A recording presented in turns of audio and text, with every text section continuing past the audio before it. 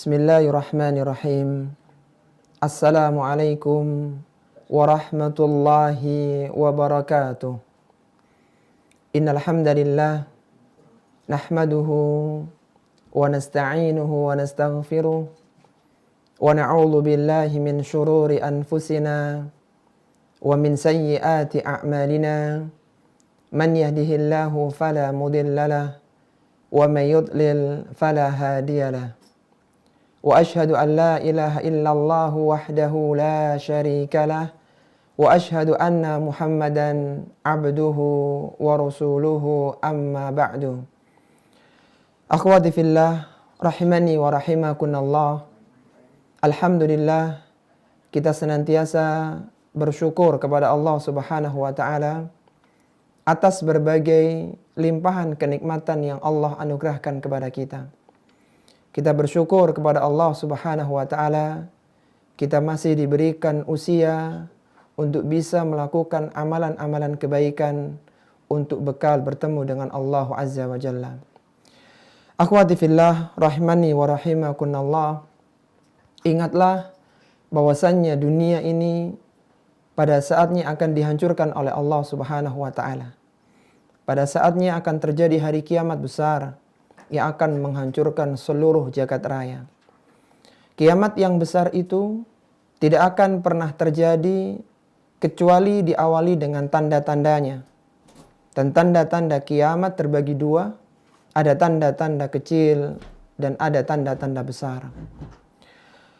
Di antara tanda-tanda besar hari kiamat ada 4 tanda yang keluar dalam waktu yang bersamaan, dalam waktu yang beruntun, sehingga satu tanda belum selesai sudah disusul dengan tanda-tanda yang lainnya. Dan ini diantara definisi tentang tanda-tanda besar hari kiamat. Ketika satu tanda telah muncul, maka disusul beruntun dengan tanda-tanda yang lainnya. Sampai-sampai Rasulullah Sallallahu alaihi wasallam mengibaratkan tanda-tanda besar kiamat itu seperti mutiara yang terangkai dalam seutas tali. Ketika talinya diputus, maka terburai satu demi satu beruntun mutiara itu akan berjatuhan. Sebagaimana Rasulullah Sallallahu alaihi wasallam pernah bersabda, "Al-ayatu kharazatun manzumatun fi silkin. Fa'in yuqta'is silku yadba ba'duha ba'dah." Kata Nabi SAW, tanda-tanda kiamat yang besar bagaikan mutiara yang terangkai dalam seutas tali. Fa'in yuqta'is silku, kalaulah tali itu diputus, yadba ba'duha ba'dah, niscaya mutiara itu akan beruntun berjatuhan. Di antara tanda-tanda besar hari kiamat yang pertama muncul menurut penjelasan para ulama adalah keluarnya Al-Mahdi. Yang mana ketika itu bumi ini dipenuhi dengan keburukan dan kezaliman. Sehingga Allah Subhanahu wa taala mengutus Al-Mahdi dari Ahlul Bait Nabi sallallahu alaihi wasallam. Al-Mahdi ini adalah keturunannya Rasulullah sallallahu alaihi wasallam dari jalur Fatimah, dari jalur Al-Hasan bin Ali radhiyallahu ta'ala anhu. Kita tahu Rasulullah sallallahu alaihi wasallam punya anak yang bernama Fatimah yang dinikahi oleh Ali bin Abi Thalib radhiyallahu ta'ala anhu. Dari mereka keluarlah Al-Hasan dan Al-Husain, dan dari jalur Al-Hasan inilah nantinya akan keluar Al-Mahdi. Al-Mahdi ini asalnya adalah manusia biasa, bukan seorang yang dikenal dengan ahlul ilmi, manusia biasa. Tetapi Allah Subhanahu wa taala memperbaiki keadaannya dalam satu malam. Sehingga ketika berlalu malam itu, keesokan harinya dia menjadi orang yang alim, dia menjadi seorang yang bisa menyatukan kaum muslimin. Sebagaimana Rasulullah sallallahu alaihi wasallam sabdakan dalam hadisnya, "Al-Mahdi minna ahlal baiti yuslihuhu Allahu fi lailatin Al-Mahdi adalah dari keturunanku, kata Nabi SAW. Allah Subhanahu wa taala memperbaiki dia dalam satu malam.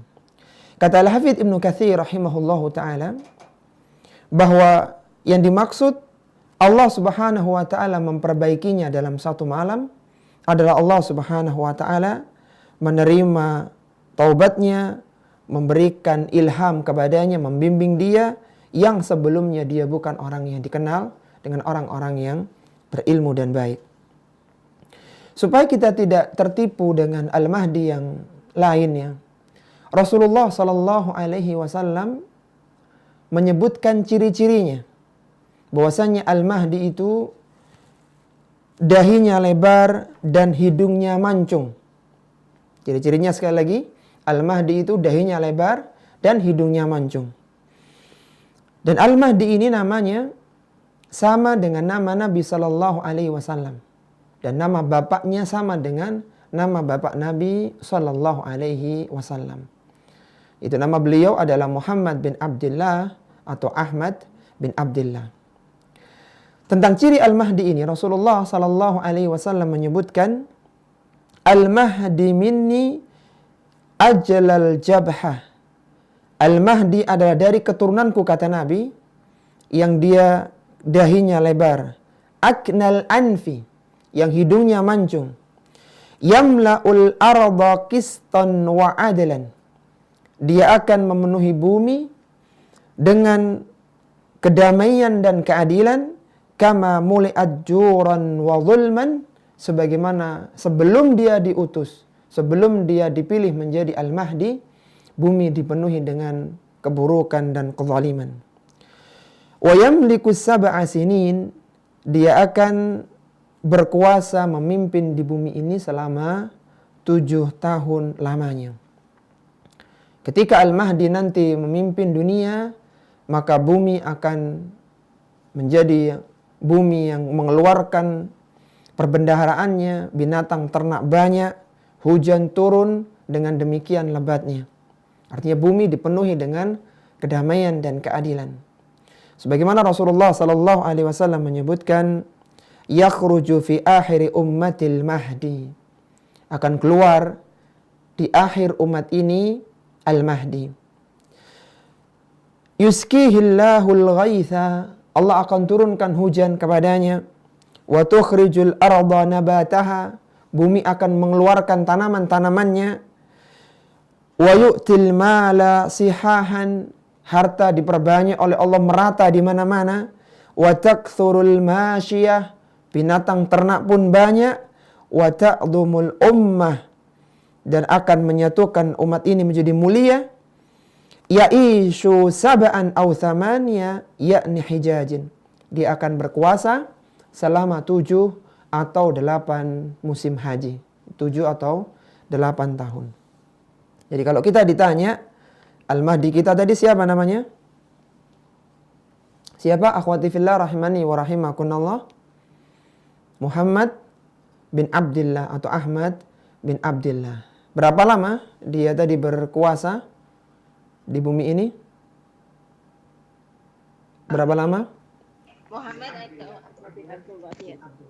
Berapa lama dia tadi berkuasa? 7.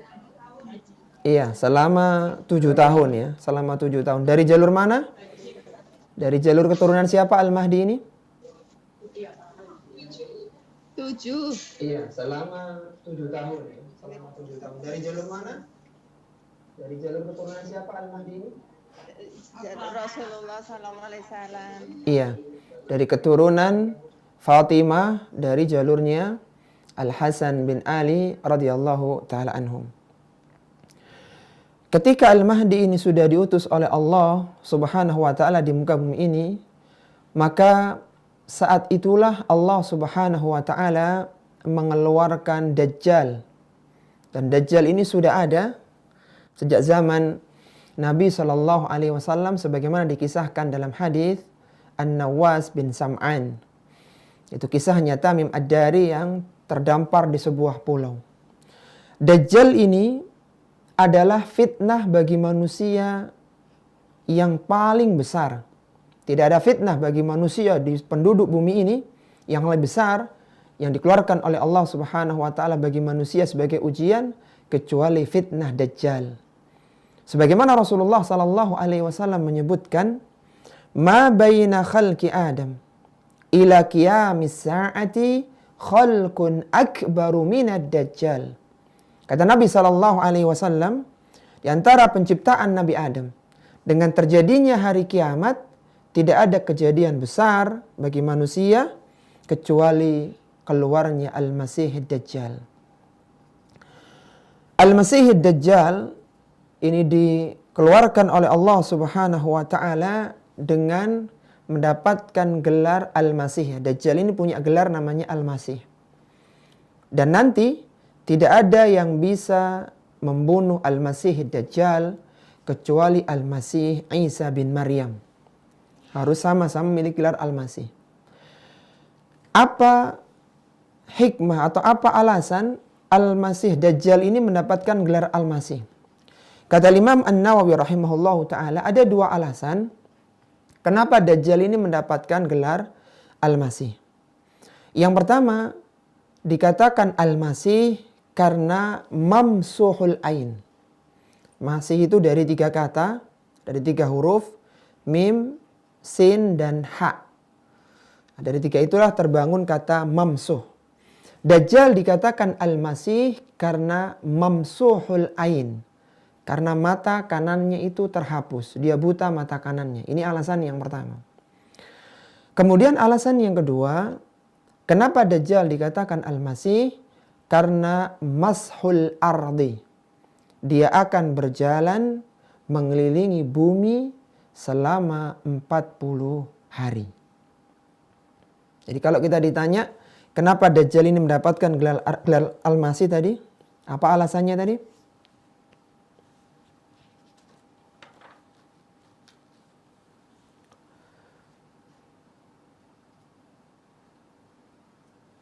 Ada dua alasan ya. Yang pertama karena mamsuhul ain, karena Dajjal ini terhapus mata kanannya. Dan yang kedua adalah karena mashul ardi. Itu karena dia akan mengelilingi bumi selama 40 hari. Ketika Dajjal keluar dari tempat persembunyiannya, dia akan keluar di antara Syam dan Irak. Dia akan berjalan mengelilingi bumi selama 40 hari. Satu hari yang pertama seperti 1 tahun, satu hari yang kedua seperti 1 bulan, dan satu hari yang ketiga seperti 1 pekan, kemudian hari-hari yang lainnya seperti hari-hari biasa. Sebagaimana Rasulullah Sallallahu Alaihi Wasallam bersabda ketika ditanya tentang usia Dajjal, beliau mengatakan arba'una yauman, dia akan tinggal di bumi ini selama 40 hari. Yaumun kasanatin, satu hari pertama seperti 1 tahun. Wa yaumun kasyahrin, satu hari yang kedua seperti 1 bulan. Wa yaumun kajum'atin, satu hari yang ketiga seperti 1 Jumat, 1 pekan. Wa sairu ayyamihi ka ayyamikum, kemudian hari-hari yang lainnya seperti hari-hari kalian yang biasa. Dajjal ini akhwati fillah rahimani wa rahimakunallah, ada tulisan kafir di antara kedua matanya, di keningnya. Yang tulisan ini, kaf fa ra ini, bisa dibaca oleh setiap mukmin yang beriman, baik itu orang yang bisa baca ataupun yang tidak bisa baca. Itu ketika dia punya iman, maka dia akan bisa membaca tulisan kaf fa ra kafir yang ada di keningnya Dajjal. Sebagaimana Rasulullah Sallallahu Alaihi Wasallam menyebutkan, kata Nabi Sallallahu Alaihi Wasallam, ad-Dajjalu mamsuhul ain. Dajjal ini terhapus matanya. Maktubun baina ainaihi, tertulis di antara dua matanya kafirun, tulisan kafir. Thumma tahajjaha, kemudian beliau mengejanya kaf fa ra. Ada 3 huruf, kaf, fa, dan ra. Yaqra'uhu kullu muslimin, yang bisa dibaca oleh setiap orang-orang Islam.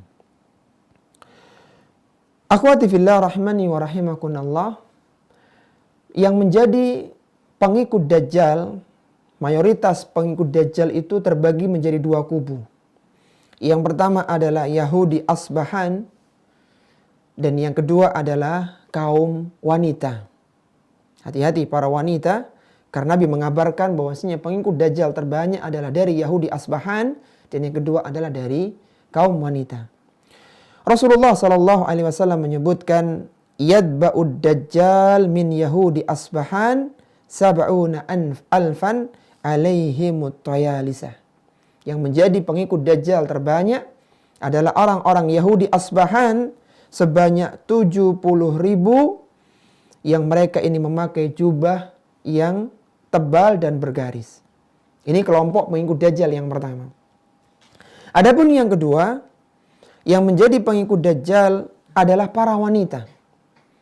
Sebagaimana Rasulullah SAW menyebutkan dalam hadis Abdullah bin Umar, beliau mengatakan, yanzilud Dajjal bihadihi sabakhati bil mirqanah. Dajjal akan turun di lembah al-Mirqanah. Fayakunu aktsaru man yakhruju ilaihin nisa. Dan kebanyakan yang mengikuti Dajjal ini adalah para wanita. Hatta innar rajula la yarji'u ila hamimihi. Sampai-sampai ada seorang laki-laki yang dia mendatangi mertuanya. Wa ila ummihi.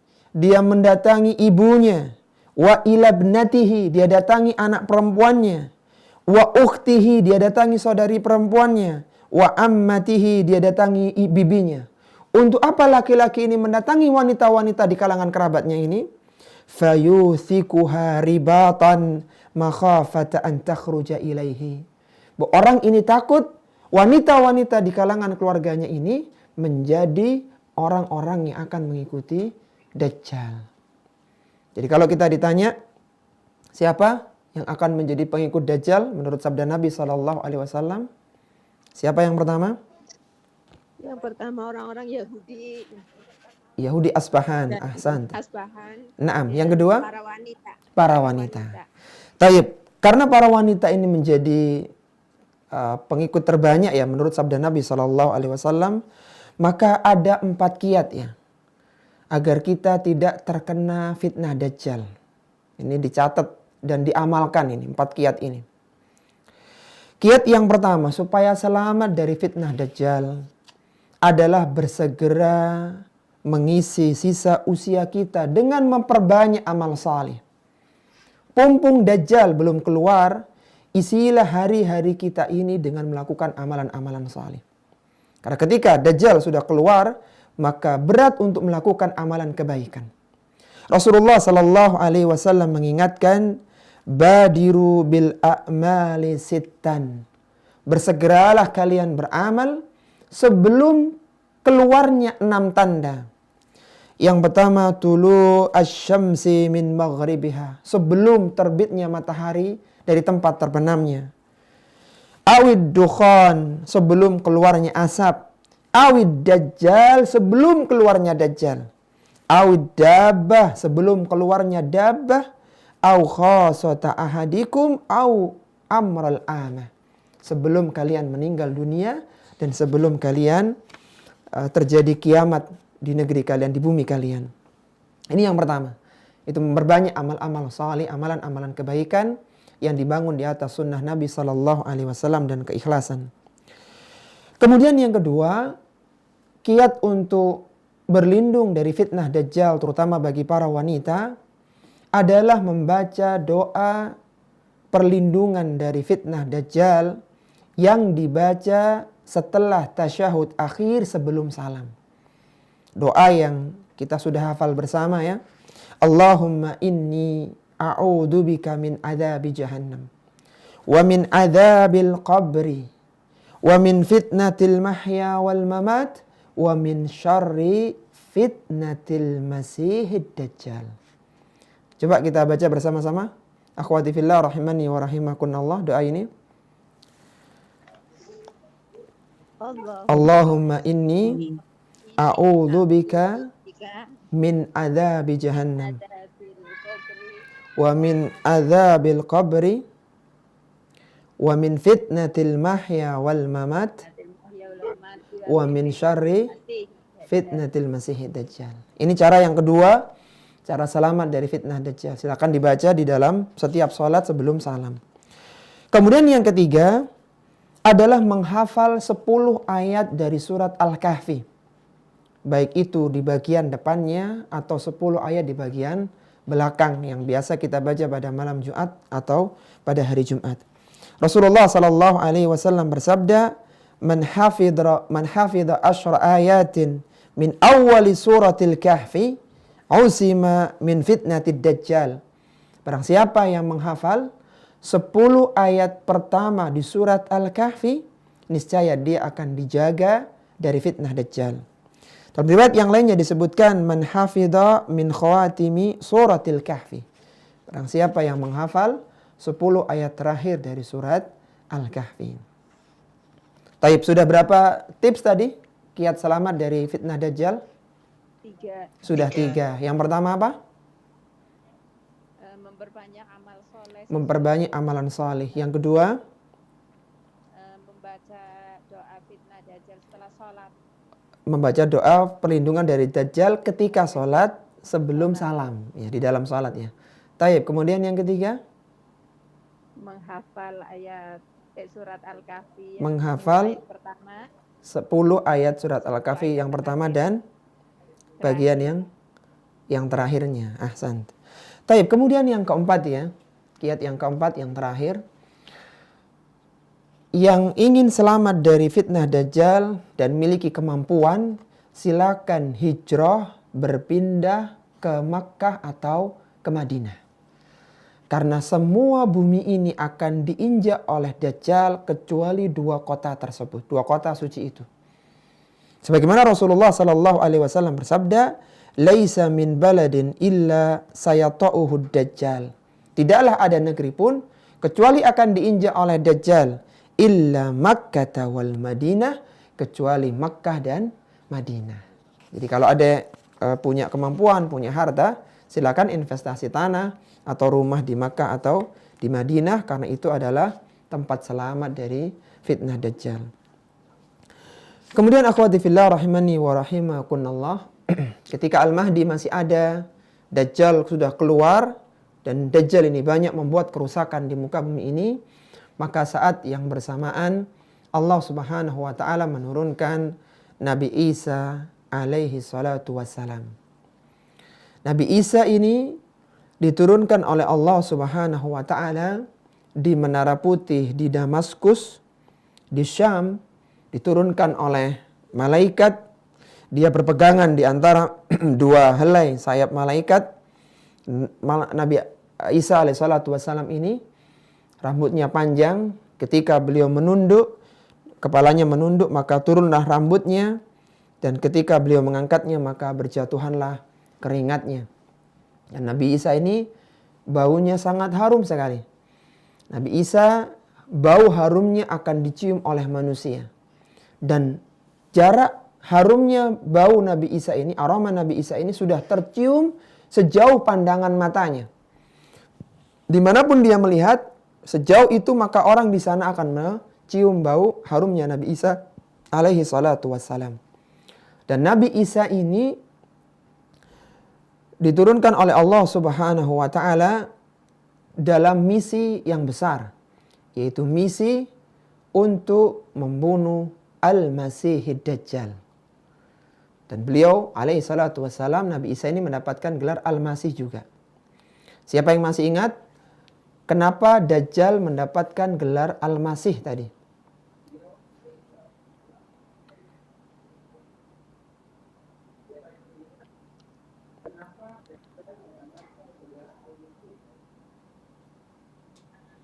Ada 2 alasan tadi Dajjal disebut sebagai Al-Masih.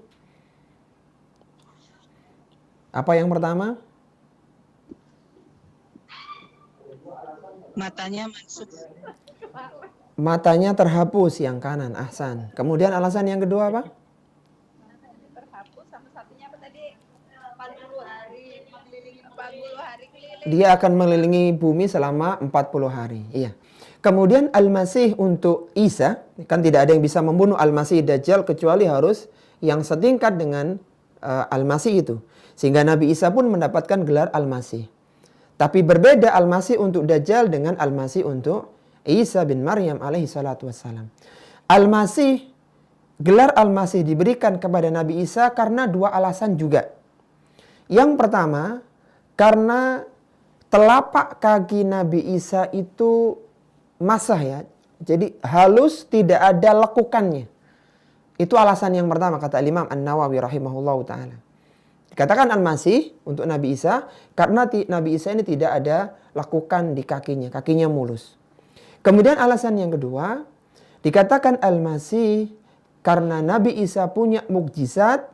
Orang-orang yang sakit, orang-orang yang meninggal, yang terkena penyakit sopak, ketika diusap, maka langsung sembuh sakitnya, bahkan yang meninggal langsung bisa hidup lagi. Itu alasannya. Jadi karena kakinya halus, dan yang kedua karena mashul wajhi, karena Nabi Isa bisa mengusap wajah seorang, kepala seorang, yang dengan itu penyakitnya langsung sembuh seketika. Nabi Isa alaihissalatu wassalam dipilih oleh Allah untuk diturunkan. Ada 4 alasan kenapa yang diturunkan oleh Allah subhanahu wa ta'ala adalah Nabi Isa. Bukan nabi-nabi yang lainnya. Alasan yang pertama, karena Nabi Isa adalah nabi yang jarak nubuahnya paling dekat dengan Rasulullah Sallallahu Alaihi Wasallam. Tidak ada nabi setelah Nabi Isa, tidak ada nabi sebelum Rasulullah Sallallahu Alaihi Wasallam yang terdekat kecuali Nabi Isa Alaihissalatu Wassalam. Ini alasan yang pertama. Adapun alasan yang kedua, kenapa Nabi Isa lah yang dipilih oleh Allah untuk membunuh Dajjal? Karena untuk membantah klaimnya orang-orang Yahudi yang dulu mereka merasa pernah membunuh Nabi Isa dan menyalibnya. Dan klaim itu dibantah oleh Allah dengan diturunkannya Nabi Isa. Nabi Isa bukan dilahirkan tapi diturunkan dari langit. Kemudian alasan yang ketiga, kenapa Nabi Isa lah yang dipilih oleh Allah subhanahu wa ta'ala untuk membantah klaimnya orang-orang Nasrani yang menuhankan Isa alaihi salatu wassalam. Bahwa Isa adalah manusia biasa, bukan Tuhan. Kemudian alasan yang keempat, kenapa Nabi Isa yang dipilih oleh Allah? Karena Nabi Isa belum meninggal dunia dan Nabi Isa harus dimakamkan di bumi. Sehingga diturunkanlah Nabi Isa ke bumi ini, lalu dia nanti akan meninggal di bumi ini. Taib. Ada 4 hikmah tadi, kenapa Nabi Isa yang dipilih oleh Allah. Yang pertama apa hikmahnya? Jarak nubuah yang dekat. Jarak nubuahnya paling dekat. Santa. Ya, Yang kedua? Nabi yang terdekat dengan Rasulullah SAW. Masya Allah, bagus sekali. Yang kedua? Bantahan terhadap orang-orang Yahudi yang menganggap bahwa mereka telah membunuh Nabi Isa. Masya Allah, luar biasa. Bantahan bagi orang Yahudi yang merasa membunuh. Alasan yang ketiga? Bantahan terhadap orang-orang Nasoro yang menuhankan Nabi Isa alaihissalam. Iya, bantahan untuk orang Nasrani yang menuhankan Nabi Isa. Kemudian alasan yang keempat? Agar diwafatkan dan bisa dimakamkan di bumi. Luar biasa. Barakallahu fikun. Jadi itulah 4 alasan kenapa Nabi Isa alaihissalatu wassalam yang dipilih oleh Allah subhanahu wa ta'ala. Setelah Nabi Isa diturunkan oleh Allah di Damaskus, maka Nabi Isa ini bertemu dengan Al-Mahdi. Ini satu zaman ya, satu masa. Bertemulah dengan mereka, bahkan mereka sempat sholat berjamaah bersama. Meskipun yang memimpin sholat berjamaah waktu itu adalah Al-Mahdi, bukan Nabi Isa alaihissalatu wassalam. Nabi Isa ditawari oleh Al-Mahdi untuk menjadi imam, tapi beliau menolaknya dan mempersilahkan Al-Mahdi untuk menjadi imam untuk beliau dan kaum muslimin yang lainnya. Nabi Isa alaihissalatu wassalam akan mengejar Dajjal dengan para pengikutnya dan bertemulah mereka di Bab Lut di Palestina. Di pintu Lut, di Bab Lut di Palestina. Ketika Dajjal bertemu dengan Nabi Isa alaihissalatu wassalam, Nabi Isa dengan Al-Mahdi dan pasukannya, dan Dajjal dengan bala tentaranya. Ketika bertemu Nabi Isa dengan Dajjal ini, Dajjal bertemu dengan Nabi Isa alaihissalatu wassalam, maka Dajjal langsung meleleh seperti garam yang larut dalam air. Kemudian Nabi Isa menusukkan tombaknya, akhirnya Dajjal pun akhirnya mati. Jadi kematian Dajjal itu dengan meleleh ketika bertemu dengan Nabi Isa alaihissalatu wassalam. Dan setelah itu terjadilah perperangan yang besar antara pengikut Dajjal dengan pengikutnya pengikutnya Nabi Isa alaihissalatu wassalam dan Al-Mahdi. Jadi perangan yang sangat besar sekali. Kemudian ketika itu para akhwat rahimani wa rahimakunallah, setelah selesai terbunuhnya Dajjal dan kemenangan ada di pihak Imam Mahdi dan Nabi Isa alaihissalatu wassalam, maka Allah Subhanahu wa taala mengeluarkan Ya'juj dan Ma'juj. Ini pun bersamaan, tapi Dajjalnya sudah tidak ada Dajjalnya, sudah mati dibunuh oleh Nabi Isa. Ya'juj dan Ma'juj ini sudah ada sejak lama sebenarnya. Kalau Dajjal itu adalah satu orang, ada bentuknya, bahkan ada wujudnya, matanya buta yang kanan tadi. Sedangkan Ya'juj Ma'juj ini adalah satu komunitas kaum. Ya'juj dan Ma'juj adalah manusia dari keturunan Nabi Adam alaihissalatu wassalam, bukan dari bangsa jin. Mereka makan seperti kita makan, mereka beranak pinak seperti manusia pada umumnya. Ya'juj dan Ma'juj ini dulu pada zaman Dzulqarnain, seorang raja yang salih, itu dibentengi oleh Dzulqarnain. Karena Ya'juj dan Ma'juj adalah kaum yang banyak melakukan kerusakan di muka bumi ini. Dzulqarnain diberikan karamah oleh Allah Subhanahu wa ta'ala dengan bisa membuat benteng raksasa untuk membatasi mereka Ya'juj dan Ma'juj dengan manusia. Dan benteng itu, tembok itu setinggi 2 gunung. Bainas sadafain. Setinggi 2 gunung, dan tembok yang besar itu terbuat dari cor besi yang dihancurkan, dilelehkan, dilapisi dengan tembaga. Jadi dindingnya sangat kuat, tidak bisa dilobangi dan tidak bisa didaki. Sehingga mereka sampai sekarang Ya'juj dan Ma'juj terkurung di sebuah tempat yang hanya Allah Subhanahu wa taala yang mengetahui keberadaan mereka. Setiap hari Ya'juj dan Ma'juj itu melobangi dinding yang dibangun oleh Dzulqarnain. Tembok yang dibangun oleh Dzulqarnain dilubangi. Ketika akan lubang, maka pemimpinnya mengatakan di sore harinya, karena mereka juga butuh istirahat, ia mengatakan, irji'u fasatahrikunahu ghadan. Pulanglah kalian, kita akan melobanginya besok hari. Maka pekerja-pekerja Ya'juj Ma'juj itu pun akhirnya pulang ke rumah-rumah mereka masing-masing. Dan ketika mereka pulang, maka tembok itu kembali pulih, utuh seperti sedia kala. Seperti itu terus proses pelobangan, proyek melobangi tembok itu, sampai pada saatnya Allah ingin mengeluarkan mereka untuk manusia. Setelah terbunuhnya Dajjal, maka pemimpin Ya'juj dan Ma'juj akan mengatakan kepada para pekerjanya, dia mengatakan, irji'u fasatahrikunahu ghadan insyaallah. Pulanglah kalian semua sore ini, besok kita akan melobanginya kembali insyaallah. Ucapan insyaallah ini menjadikan dinding tembok yang dibangun oleh Dzulqarnain tidak bisa menutup kembali. Sehingga tetap lobang, kemudian diperbesar, akhirnya tembok raksasa itu pun akhirnya rubuh, akhirnya ambruk. Ketika itulah keluar Ya'juj dan Ma'juj, kemudian dia membunuh manusia yang ada, dia akan meminum danau Tobariyah, dan Nabi Isa alaihissalatu wassalam bersama pasukannya diperintahkan oleh Allah Subhanahu wa taala untuk lari ke bukit. Jadi kalau Dajjal masih bisa dilawan oleh Nabi Isa, sedangkan Ya'juj dan Ma'juj ini satu kaum yang sangat kuat.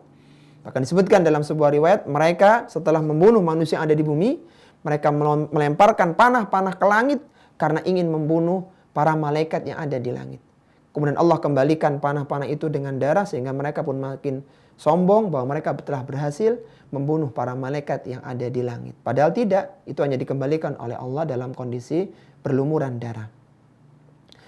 Ketika Nabi Isa berada di bukit, sedangkan di bawah di lembah sudah banyak Ya'juj Ma'juj, dan persediaan makanan sudah menipis, maka Nabi Isa berdoa kepada Allah Subhanahu wa taala agar diselamatkan dari Ya'juj dan Ma'juj. Kemudian Allah Subhanahu wa taala mengirimkan ulat di leher Ya'juj dan Ma'juj sehingga keesokan paginya mereka semua sudah mati seperti mati yang bersamaan. Jadi yang banyak itu semuanya pada mati dalam waktu yang bersamaan karena ada ulat yang ada di leher mereka. Setelah terbunuhnya atau matinya Ya'juj dan Ma'juj, maka bumi ini mengalami masa keemasan di bawah kepemimpinan Nabi Isa alaihi salatu wassalam. Dan Nabi Isa akan memimpin bumi ini selama 7 tahun atau berada di muka bumi ini selama 7 tahun, mengenapkan usia beliau 40 tahun. Dahulu beliau ketika diangkat oleh Allah itu usianya 33 tahun, diturunkan oleh Allah Subhanahu wa taala ke bumi, hidup lagi selama 7 tahun untuk mengenapkan usia beliau 40 tahun. Sebagaimana Rasulullah sallallahu alaihi wasallam menggambarkan masa-masa keemasan di zaman Nabi Isa alaihi salatu wasallam, beliau mengatakan fayuqatilun nasa alal Islam. Beliau akan memerangi manusia untuk masuk ke dalam agama Islam. Fayadaqas saliba, beliau akan mematahkan salib-salib. Wa yaqtulul khinzira, beliau akan membunuh babi. Wa yada'ul jizyah, meniadakan upeti. Wa yuhlikullahu fi zamanihil millalu kulluha illal Islam. Allah akan hancurkan semua agama waktu itu kecuali hanya agama Islam saja. Kemudian kata Nabi SAW, wa yuhlikullahul masih ad-dajjal. Dialah yang akan membunuh al-masih ad-dajjal. Wa taqa'ul amanatu fil ardi. Ketika Dajjal sudah tidak ada, maka kata Nabi SAW, amanah akan diletakkan di muka bumi ini. Hatta tarta'al usudu ma'al ibil. Sampai-sampai singa akan duduk manis di samping onta. Wan nimaru ma'al baqar. Harimau akan berkawan dengan sapi. Wadhi'abu ma'al ghanam. Dan serigala tidak akan memangsa kambing-kambing lagi. Semuanya dalam kondisi aman sejahtera. Wayal abu sibyanu bil hayati la tadurruhum. Anak-anak kecil itu bermain dengan sanca, piton, kobra, ular-ular yang berbahaya, tapi la tadurruhum, tidak membahayakan mereka. Ular itu menjadi baik, tidak menggigit anak-anak kecil yang sedang mempermainkan mereka. Kemudian kata Nabi SAW, wa yamkuthu fil ardi arba'ina sanatan. Nabi Isa akan tinggal di bumi ini selama 40 tahun. Thumma yutawaffa, kemudian beliau meninggal dunia. Fayusalli alaihil muslimun, dan beliau akan disalatkan oleh orang-orang Islam. Ada beberapa angka-angka cantik yang perlu kita hafalkan dalam kajian pagi hari ini. Yang pertama adalah berapa tadi masa berkuasanya Al-Mahdi? Berapa tahun tadi masa berkuasanya Al-Mahdi?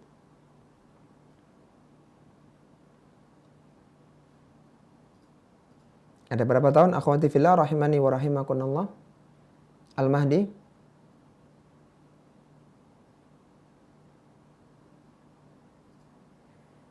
Iya, Al-Mahdi 7 tahun ya. Kemudian sisa usianya Nabi Isa setelah diturunkan berapa tahun? 7 tahun juga. Total usianya Nabi Isa berapa tahun? 40 tahun. Masa tinggalnya Dajjal di bumi berapa hari? 40 apa? Tahun apa hari? Di bumi Dajjal. 40 hari. Jadi Dajjal tinggal di bumi 40 hari, total usianya Nabi Isa 40 tahun. Al-Mahdi memimpin selama 7 tahun, sisa usianya Nabi Isa juga 7 tahun pula. Kemudian setelah itu akhwati fillah rahimani wa rahimakunallah, keluarlah tanda-tanda kiamat yang lainnya, yaitu terjadilah 3 penenggelaman di 3 bagian bumi, di bagian timur, di bagian barat, dan di Jaziratul Arab. Jadi bumi itu ambles, anjlok dalam skala yang sangat besar sekali. Di bagian timur bumi, di bagian barat, dan di Jaziratul Arab. Lalu setelah itu keluarlah dukhan, keluarlah asap yang menyiksa manusia yang ada di bumi ini. Kemudian yang berikutnya, terbitnya matahari dari tempat terbenamnya. Terbitnya matahari dari barat. Ketika matahari terbit dari barat, bumi ini belum hancur. Bumi belum rusak. Manusia saat melihat matahari terbit dari barat, semua manusia yang hidup waktu itu semuanya akan beriman.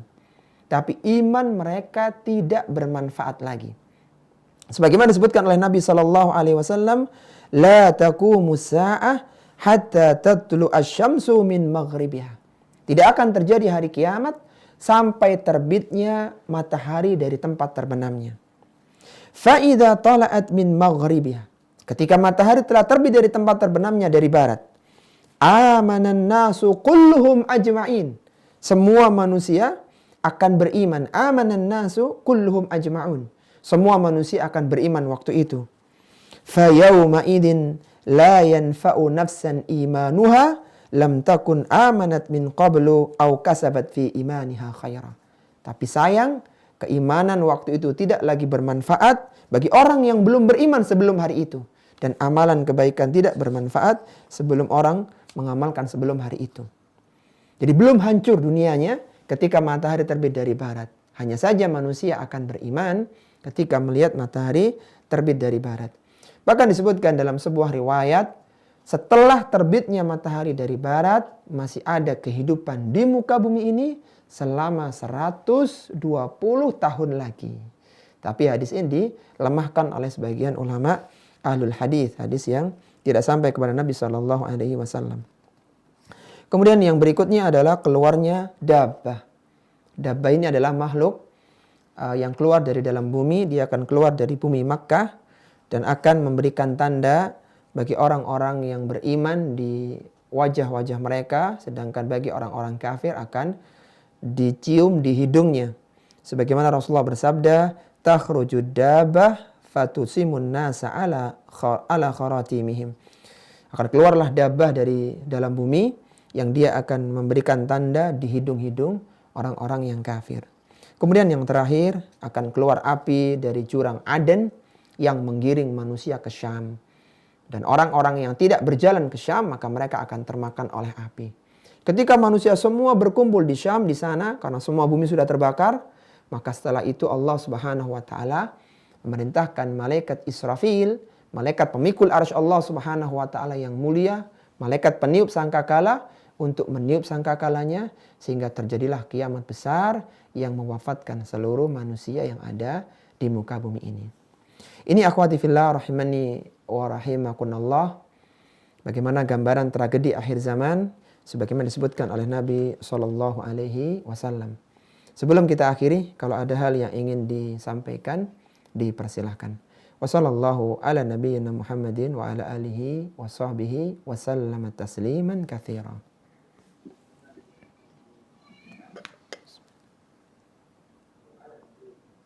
Siapa yang mau nanya dulu?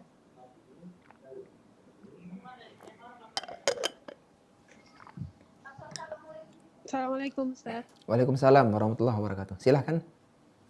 Pada saat tadi Ustaz bilang Dajjal akan berkuasa dan menginjak seluruh muka bumi kecuali Madinah dan Mekah. Iya. Itu artinya Dajjal cuma ada satu tapi dia menjelajah atau ada banyak Ustaz?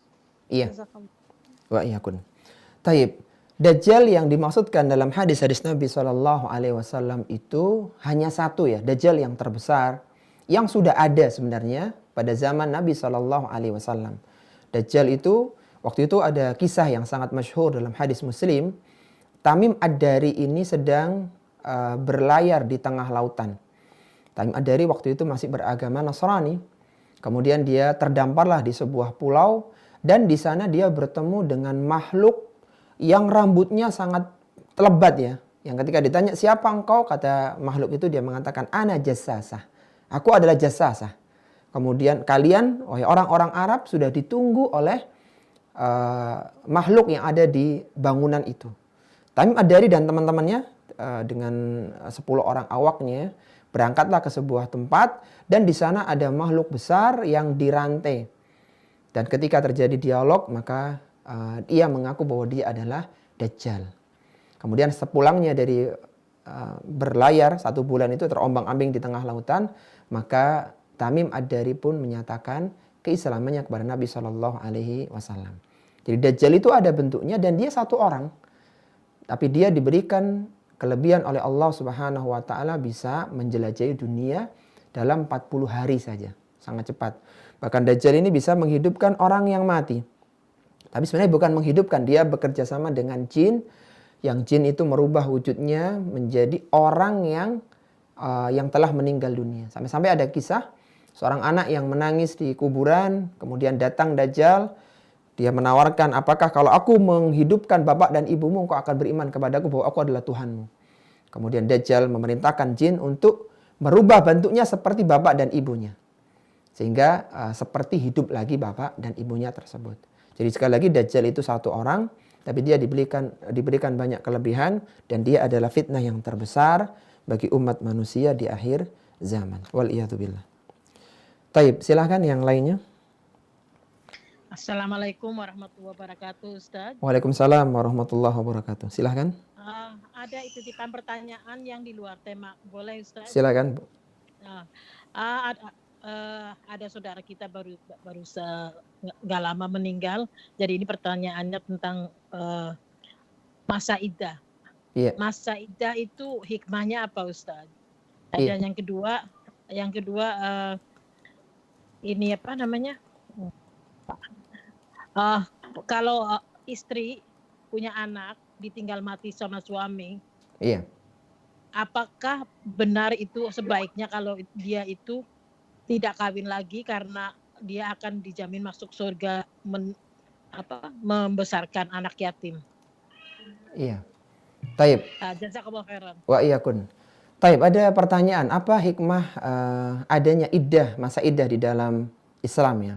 Di dalam Islam ini agama Islam adalah agama yang sangat menjaga garis keturunan ya, menjaga nasab. Untuk menjaga nasab itu, maka di antara syariat dalam Islam adalah adanya masa iddah. Dan iddah di dalam Islam itu ada 4. Ada iddah dengan haid bagi wanita yang punya haid normal. Kemudian ada iddah dengan bulan bagi wanita yang belum haid atau yang sudah tidak haid, yang sudah menopause. Ada iddah dengan kelahiran bagi wanita yang hamil, dan ada iddah wafat, wanita yang ditinggal mati oleh suaminya, itu 4 bulan 10 hari. Apa hikmahnya? Ada 2 hikmah yang disebutkan oleh para ulama tentang adanya iddah ini. Yang pertama, dalam kasus talak yang roja'i, talak 1 dan talak 2, adanya iddah adalah masa perenungan. Apakah mereka sebaiknya berpisah atau kembali rujuk. Jadi misalnya ada seorang wanita ditalak oleh suaminya, talak pertama atau talak kedua, maka dia belum langsung lepas. Tapi dia masih tinggal di rumah suaminya. Kalau wanita ini haidnya normal, maka 3 kali haid. Kalau dia sudah tidak haid lagi atau belum haid, maka 3 bulan. Dalam masa itu adalah masa perenungan antara suami dan istri. Karena ternyata talak terjadi karena ada konflik di rumah tangga. Maka kalau memang mereka sebaiknya akan bersatu, maka mereka akan tetap bisa bersama. Tinggal merujuk lagi, tinggal dirujuk istrinya tersebut. Tapi kalau memang terpaksa berpisah, maka sudah mengalami masa perenungan 3 bulan atau 3 kali masa haid itu. Jadi yang pertama itu untuk merenungkan apakah memang talak adalah kebaikan bagi mereka berdua atau tidak. Kemudian yang kedua, iddah adalah untuk menjaga agar jangan sampai terjadi percampuran nasab. Maka iddah yang terkuat kalau bertemu 4 iddah itu adalah iddah melahirkan. Kenapa? Ketika melahirkan maka sudah jelas rahimnya wanita itu, rahimnya istri itu sudah bersih, tidak ada benih suami yang pertama. Sehingga adanya iddah 3 kali haid, 3 bulan, meninggal 4 bulan 10 hari, kemudian yang hamil sampai melahirkan, itu untuk memastikan bahwa di rahim sudah tidak ada benih, tidak ada lagi calon bayi dari suami yang pertama. Sehingga ketika dia nikah lagi maka sudah bersih dari keturunan dari suami yang pertama. Itu 2 hikmah iddah. Kemudian yang berikutnya tentang apakah yang baik bagi istri yang ditinggal mati oleh suaminya, dia menikah lagi atau membesarkan anak-anaknya. Kalau dikatakan mana yang terbaik itu relatif ya. Ada orang-orang yang memang dia ingin menikah lagi, ya silahkan. Ada yang ingin besarkan anak-anaknya karena dia tidak ada minat lagi untuk pernikahan, maka dipersilahkan. Tetapi kalau istri ini tidak menikah lagi, maka Islam memberikan satu keutamaan. Saat ini itu yang dipilih, tapi tidak harus. Yaitu dia akan dikumpulkan bersama suaminya yang terakhir. Karena kalau dia menikah lagi, maka dia akan memiliki suami yang kedua, sehingga dia tidak bersama dengan suami yang pertama lagi. Sebagaimana suatu ketika Ummu Darda ya radhiyallahu taala anha, dia dilamar oleh seorang, kemudian dia menolaknya. Dilamar lagi, beliau menolaknya. Kemudian beliau mengatakan pesan suaminya Abu Darda kepada dia. Apa dia katakan? Sami'tu Aba Darda yaqul. Aku mendengar Abu Darda, suamiku dulu pernah berpesan kepadaku. Qala Rasulullah sallallahu alaihi wasallam. Rasulullah sallallahu alaihi wasallam pernah bersabda, al-mar'atu li akhiri azwajiha. Seorang istri akan dikumpulkan di surga bersama suami terakhirnya. Karena cintanya Ummu Darda kepada Abu Darda sangat besar, dia tidak ingin lagi menikah dengan yang lain. Karena dia berharap bisa bersama dengan Abu Darda di surga sebagaimana Allah telah mengumpulkan mereka berdua di dunia ini. Jadi boleh wanita menikah lagi, boleh tidak menikah, tapi kalau dia tidak menikah maka dia berpeluang untuk bersama dengan suaminya di surga, suami yang terakhir di surga. Taib wallahu taala alam. Silakan yang lainnya. Oke. Barakallahu fiik Ustaz. Kami dari Brisbane. Silakan, Bu.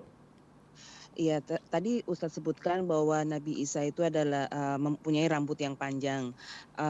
Saya perhatikan di sini banyak para ikhwan itu rambutnya panjang dan berdalih bahwa itu adalah meniru Nabi Isa atau bahkan Nabi Muhammad. Dan apakah memang diperbolehkan rambutnya itu dikepang atau sepanjang mana sebenarnya Ustadz yang rambut Nabi Muhammad atau Nabi Isa ini? Jazakallahu khairan. Baik, wa iyyakum. Iya, Nabi Isa alaihissalatu wassalam disebutkan di dalam riwayat bahwasanya beliau ini rambutnya terurai ya. Dan Nabi kita Muhammad sallallahu alaihi wasallam juga rambutnya pernah panjang sampai menjejal pundak begitu. Dan sudah dibahas oleh para ulama kita tentang bagaimana hukum memanjangkan rambut bagi para pemuda, di antaranya adalah Syekh Al-Albani rahimahullahu taala. Ringkasnya dari pembahasan beliau rahimahullahu taala bahwa ketika seorang itu ingin mencontoh Nabi Shallallahu Alaihi Wasallam, maka niatnya harus diluruskan bahwa dia ittiba Rasul. Tapi kalau memanjangkan rambut bagi para pemuda, apalagi ya, hanya ingin gaya, apalagi tren orang zaman sekarang panjang rambutnya hanya untuk itu, maka ini tidak dibenarkan. Jadi beliau Shallallahu Alaihi Wasallam, Rasulullah Shallallahu Alaihi Wasallam dan Nabi Isa rambutnya terurai, tapi ketika seorang mencontohnya, maka mencontohnya adalah niat ittiba. Tapi bukan untuk mengikuti orang-orang yang non-muslim, orang-orang yang memang hidupnya adalah bergaya dengan rambutnya. Kalau ditanya berapa panjang rambutnya Nabi Isa, maka wallahu ta'ala alam kami belum mendapatkan keterangan berapa panjangnya. Adapun rambut Nabi pernah sampai menjejal pundak, wallahu ta'ala alam. Ya, silakan yang lainnya. Assalamualaikum Ustaz. Waalaikumsalam warahmatullahi wabarakatuh. Silahkan. Ini ada titipan pertanyaan Ustaz. Silahkan. Apa hukumnya perempuan ikut ke kuburan dalam proses pemakaman? Karena ada yang bilang kalau perempuan ke kuburan itu dilarang karena jenazah bisa melihat perempuan ke kuburan itu dalam keadaan telanjang. Taib. Yang kedua, mau sekalian apa gimana Ustaz? Itu ziarah atau mengantar jenazah maksudnya? Mengantar jenazah. Oh, mengantar jenazah yang meninggal ya? Iya. Siap. Kemudian yang kedua Ustaz, silakan. Ini ada Rasulullah SAW bersabda yang artinya kalian akan memerangi Jazirah Arab, maka Allah memenangkan kalian atasnya. Kemudian kalian akan memerangi Persia, maka Allah akan memenangkan kalian atasnya.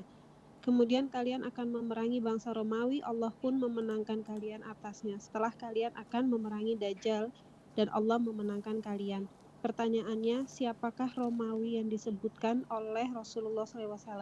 Apakah Romawi Vatikan atau Romawi Rusia atau bagaimana itu? Siap. Taib. Barakallahu fikun. Taib, yang pertama tentang hukum wanita yang mengantarkan jenazah ya. Berbeda hukum yang dibahas oleh para ulama, wanita mengantarkan jenazah karena ada kerabatnya atau bahkan suaminya meninggal dunia, dengan wanita yang berziarah kubur. Jadi ziarah tidak dalam masa kematian begitu. Kalau untuk mengantar jenazah, para ulama kita telah membahas bahwa wanita tidak boleh ikut mengantarkan jenazah.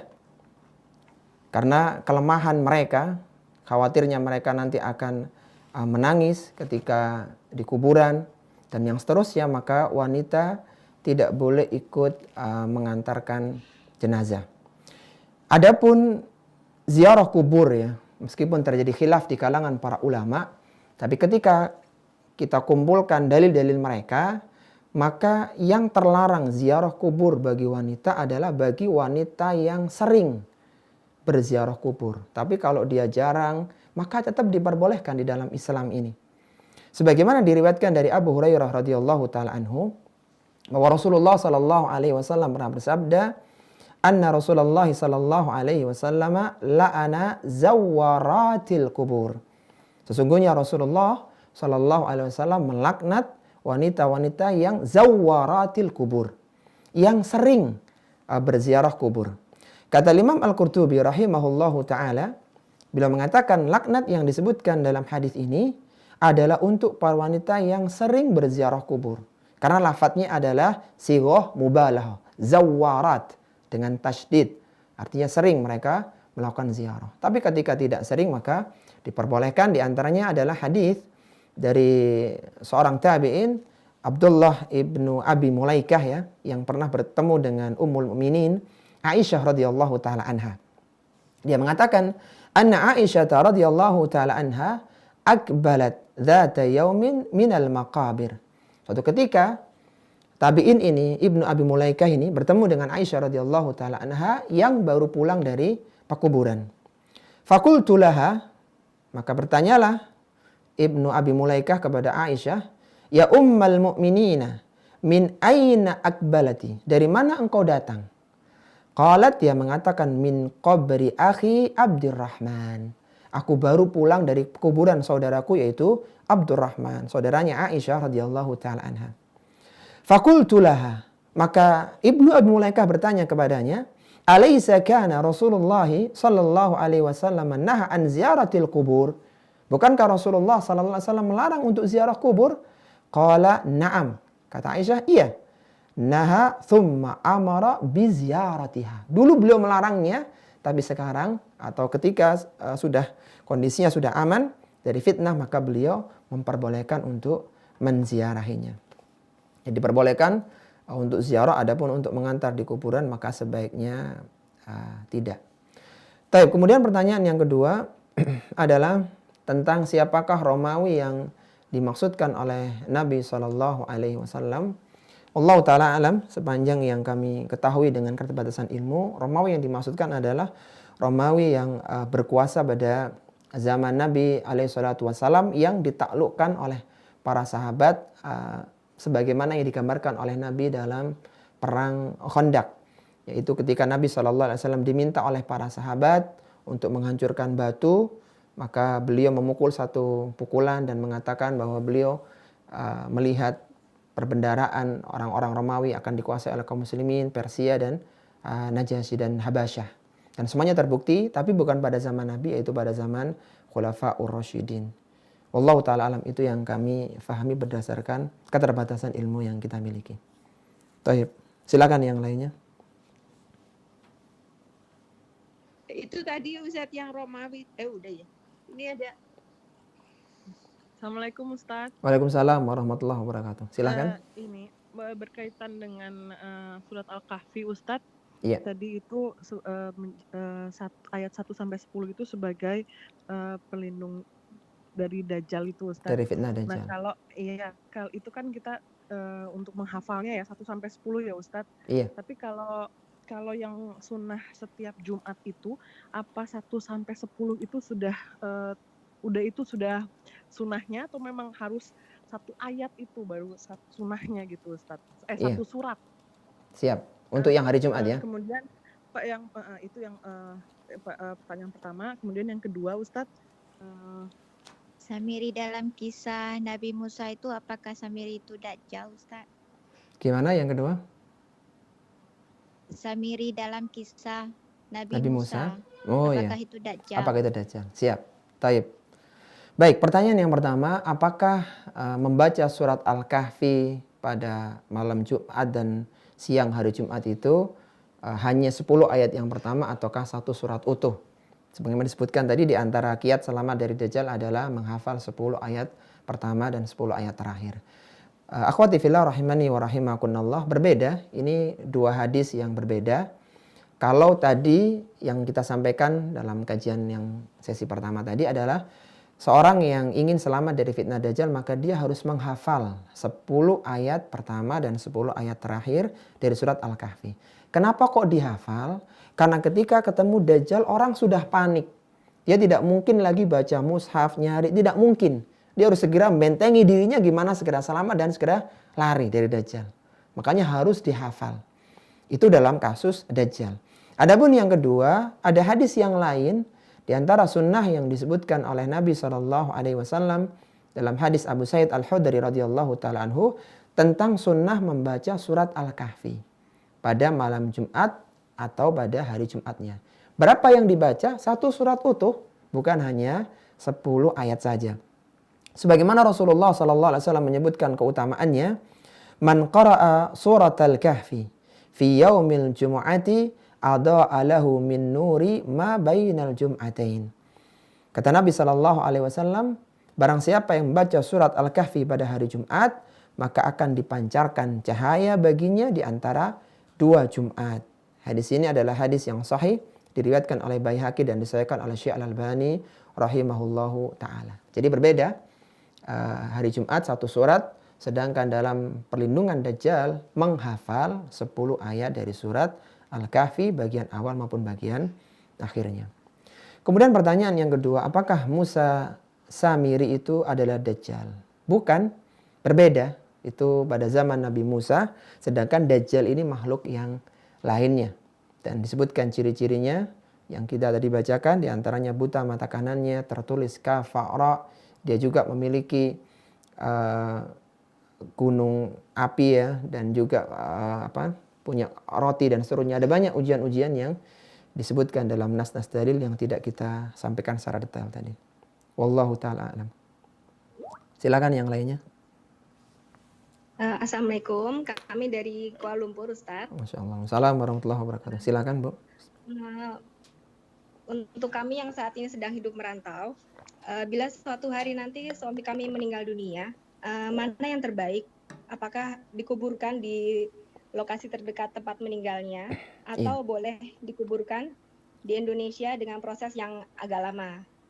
Dan bagaimana hukum iddah bagi istrinya nanti? Apakah boleh bersafar untuk pulang ke Indonesia walau tidak ada mahramnya karena suaminya sudah meninggal? Taib. Gitu, Ustaz.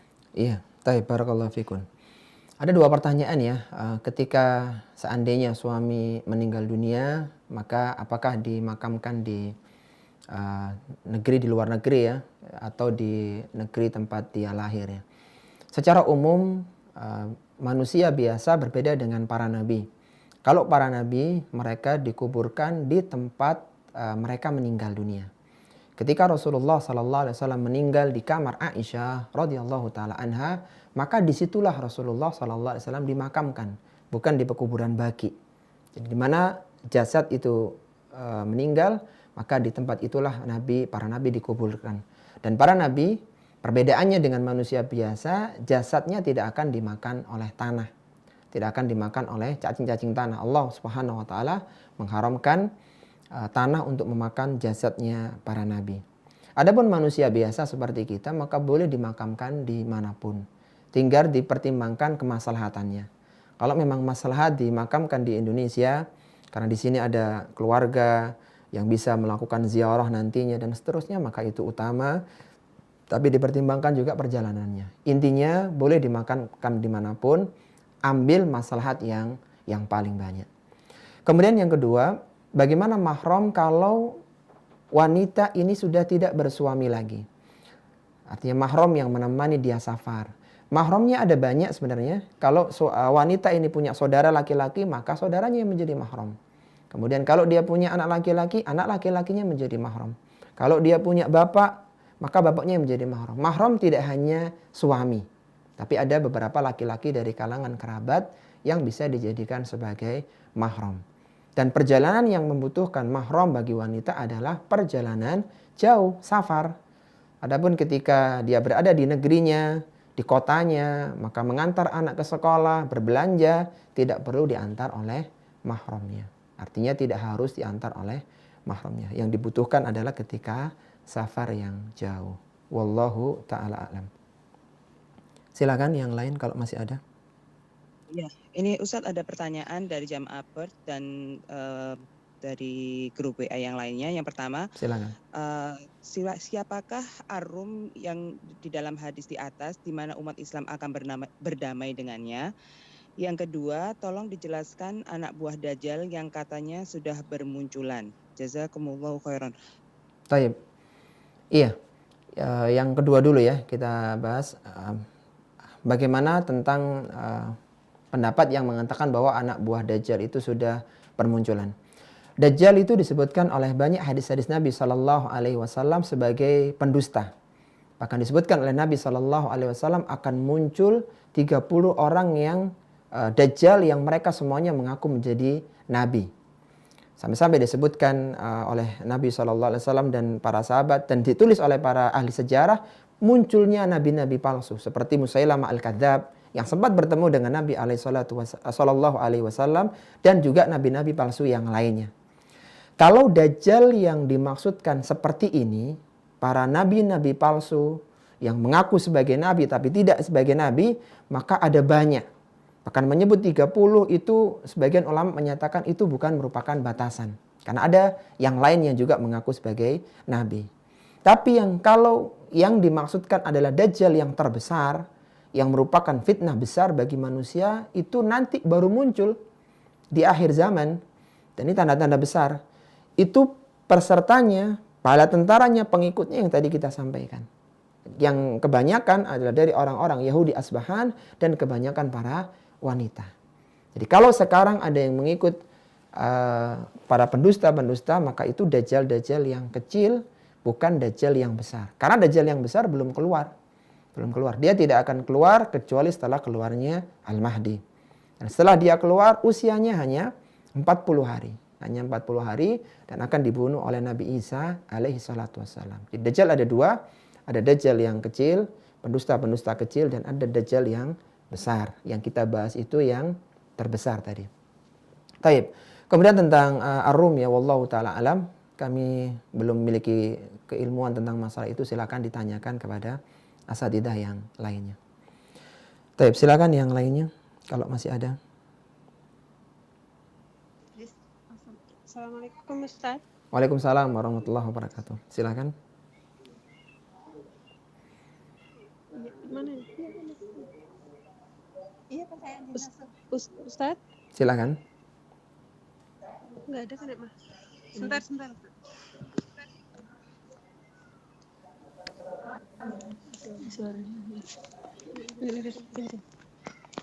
Assalamualaikum Ustaz. Waalaikumsalam warahmatullahi wabarakatuh. Ustadz maaf mau tanya, itu tadi Ustadz bilang kalau ada hadis yang mengatakan jasadnya para nabi itu utuh dan tidak dimakan oleh cacing-cacing tanah. Iya. Itu apa ada hukumnya, larangan? Maksudnya boleh nggak Ustadz lihat? Misalnya ada yang gali kayak hanya untuk lihat jasadnya aja gitu Ustadz. Iya. Saya penasaran aja. Jazakallah. Wa iyyakum. Taib. Tentang bagaimana menggali jasad para nabi begitu ya. Iya, taib. Rasulullah SAW telah menyebutkan dalam hadisnya ya, dalam hadis yang diriwayatkan dari sahabat yang mulia Aus bin Aus radhiyallahu taala anhu. Hadis ini sahih, diriwayatkan oleh Abu Dawud dalam sunannya nomor 1047, oleh Ibnu Majah dalam sunannya nomor 1085 dan disahihkan oleh Syekh Al-Albani rahimahullah taala dalam Sahihul Jami nomor 2212. Rasulullah Shallallahu alaihi wasallam pernah bersabda, "Innallaha qad harrama 'alal ardi an ta'kula ajsadal anbiya." Sesungguhnya Allah Subhanahu wa taala mengharamkan kepada bumi untuk memakan jasadnya para nabi. Di sini sahih sebagaimana kita sebutkan tadi tahrijnya. Lalu bagaimana menggali makam nabi? Maka ini tidak diperbolehkan. Tidak diperbolehkan sebagai bentuk keutamaan kepada nabi tersebut ya. Tidak boleh karena mereka adalah orang-orang yang dijaga oleh Allah Subhanahu wa taala, maka tidak boleh diganggu dengan dibongkar lagi atau bahkan dipindahkan kuburannya, maka tidak diperbolehkan.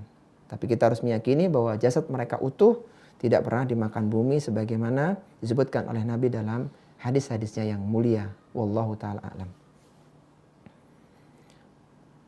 Taib, silakan kalau masih ada yang lain. Iya, Ustadz, iya.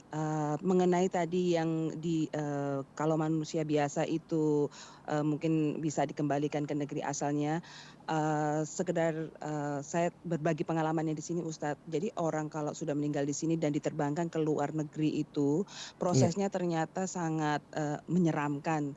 Jadi mereka itu seperti mayatnya itu di Formalin. Iya. Dan itu ternyata itu kan darahnya harus dikeluarkan semua, jadi benar-benar menyakiti mayat begitu, Ustadz. Siap. Apakah itu masih tetap disarankan atau tidak?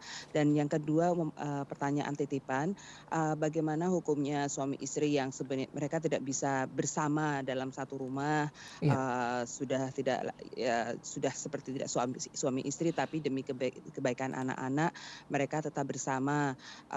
Apakah yang bisa Ustadz nasihatkan untuk pasangannya seperti? Taib. Iya, kembali ke pertanyaan tadi ya tentang apakah jenazah seorang yang meninggal di luar negeri itu dimakamkan di luar negeri atau di Indonesia ya. Jadi kita sampaikan tergantung maslahat yang lebih banyak. Kalau memang dirasa dimakamkan di sana itu lebih maslahat, lebih dekat dengan keluarga di sana, apalagi tadi yang disebutkan ya proses untuk menerbangkan ke Indonesia juga tidak sederhana, maka baik dimakamkan di sana. Karena tidak ada kekhususan jenazah kita harus dimakamkan di mana. Nah, tapi kalau memang dirasa di Indonesia itu karena banyak keluarga, nanti anak-anaknya, cucunya bisa menjenguk yang di Indonesia, maka baik di Indonesia. Tergantung maslahat ya. Ana pikir tiap orang akan berbeda kondisinya. Yang jelas mana maslahat yang paling banyak itulah yang diambil. Kalau dirasa dimakamkan di sana lebih mudah, di sana. Sehingga lebih cepat proses pemakamannya, lebih sesuai dengan yang disebutkan oleh Nabi SAW agar mempercepat proses pemakaman. Kemudian yang kedua, bagaimana ketika ada suami istri yang kondisi keluarganya mungkin sedang dalam problema ya, sehingga mereka tidak bersama dan bertahan hanya untuk anak-anak. Yang pertama, yang perlu kita tahu bahwa ingat satu hadis dari Jabir bin Abdullah bahwasannya iblis itu mengirimkan bala tentaranya dan iblis akan sangat bangga ketika ada bala tentaranya yang sudah berhasil memecah suami istri di kalangan kaum muslimin. Sebagaimana Rasulullah Sallallahu Alaihi Wasallam bersabda, semoga di sini menjadi renungan kita saat keluarga kita menghadapi problema. Rasulullah Sallallahu Alaihi Wasallam bersabda, Inna iblisa yadau arsyahu alal ma. Iblis meletakkan singgasananya di atas air. Thumma yab'athu sarayahu. Kemudian dia sebarkan bala tentaranya. Fa'adnahum minhu manzilatan a'dhamuhum fitnatan. Yang memiliki pangkat derajat yang tinggi di sisi iblis adalah yang paling besar kerusakannya. Yaji'u ahaduhum, suatu ketika datanglah salah seorang di antara mereka, fayaqulu fa'altu kada wa kada. Aku sudah melakukan ini dan itu. Dia laporkan hasil kerjanya kepada iblis. Fayaqulu, iblis mengatakan, ma sana'ta syai'an. Engkau belum berbuat apa-apa. Kalau kerusakan-kerusakan itu tidak ada artinya. Kemudian thumma yaji'u ahaduhum. Kemudian datang bala tentara yang lainnya melaporkan hasil kerjanya. Dia mengatakan, ma taraktuhu hatta faraktu bainahu wa baina imra'atihi. Aku tidak tinggalkan manusia kecuali setelah aku berhasil memisahkan antara dia dengan istrinya. Fayudnihi minhu. Iblis yang duduk di atas singgasananya turun mendekati pasukannya ini, tentaranya ini. Kemudian dia memberikan apresiasi, nikma anta. Ini baru pasukan hebat.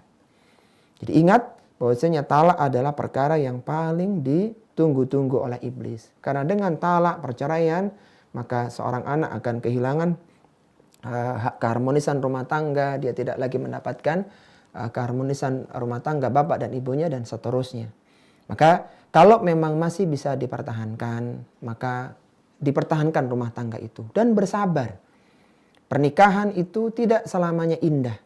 Rasulullah SAW sebaik-baik Nabi, di rumah tangganya pun pernah ada problema. Bahkan beliau SAW itu pernah dituntut oleh para istrinya untuk menaikkan uang belanja. Sehingga turunlah firman Allah yang mulia yang disebut dengan ayatut takhir. Rasulullah mengilah istrinya, tidak bersama istrinya selama 1 bulan.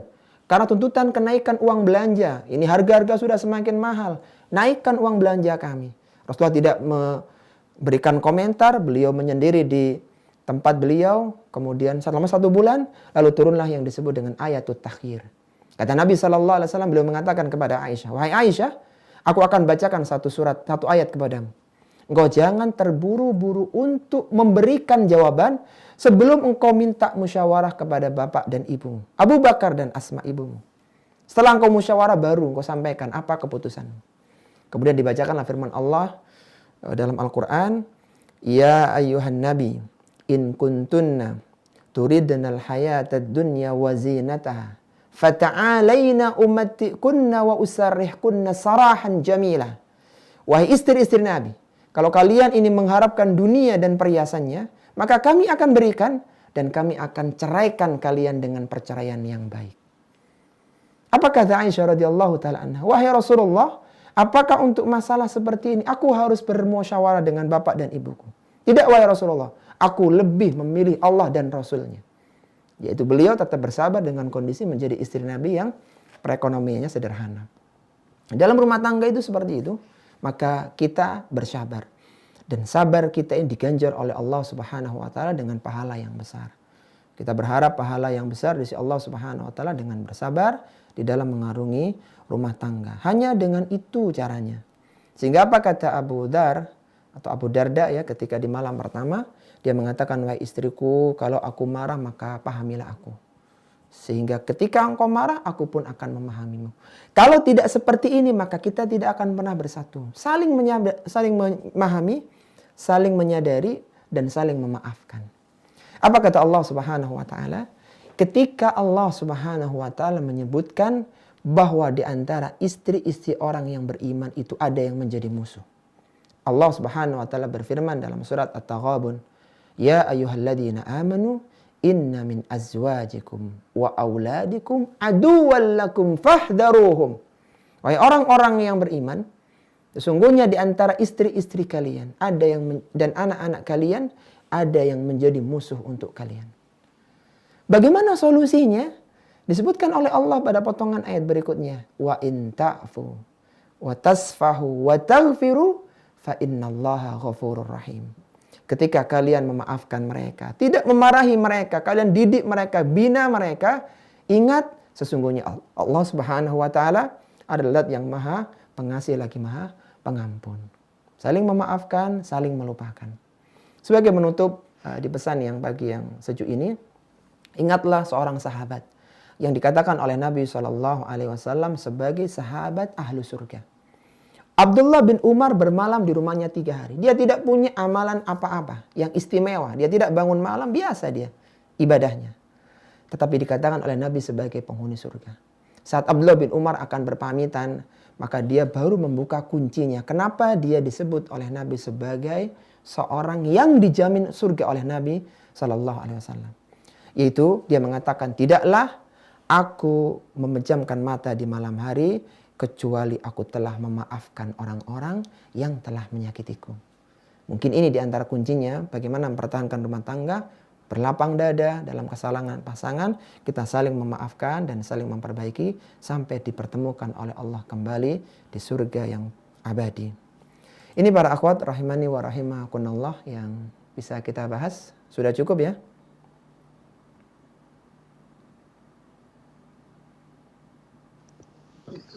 Iya, insyaallah Ustaz. Sudah cukup. Taib. Iya, semoga kita bisa diberikan kemudahan di dalam memahaminya, kita diberikan kekuatan iman dan takwa, dan diberikan kekuatan dalam menghadapi berbagai fitnah di akhir zaman. Rabbana hab lana min azwajina wa dhurriyyatina qurrata a'yun waj'alna lil muttaqina imama. Rabbana hab lana minas salihin wa sallallahu ala nabiyyina Muhammadin wa ala alihi wa sahbihi wasallam.